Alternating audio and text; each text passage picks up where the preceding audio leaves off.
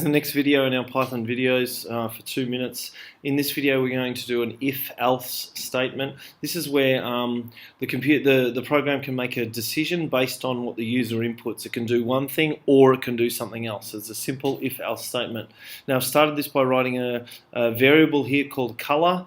Color equals input. Do you like red, capital R, or B, capital or blue, capital B, right? So it's asking a simple question. Now, the if-else statement occurs when you ask a question. So let's put if color, that's the input, equals, and let's make it exactly equal to. So I'm going to put two equals together, which means exactly equal to.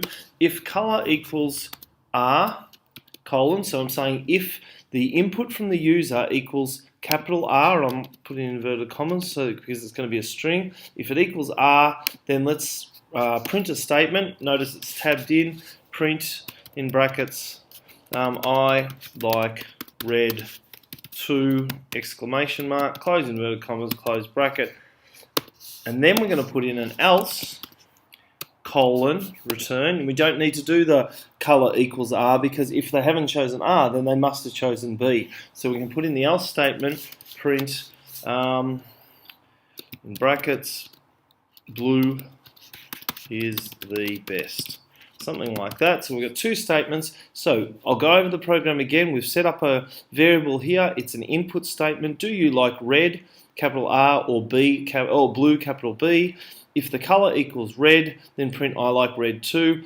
Otherwise, or else, print blue is the best. So let's save that program.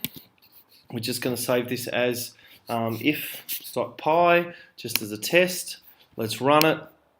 Run the module.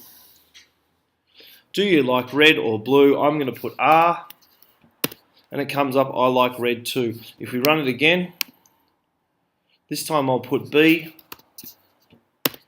and it says blue is the best. That's a simple if-else statement.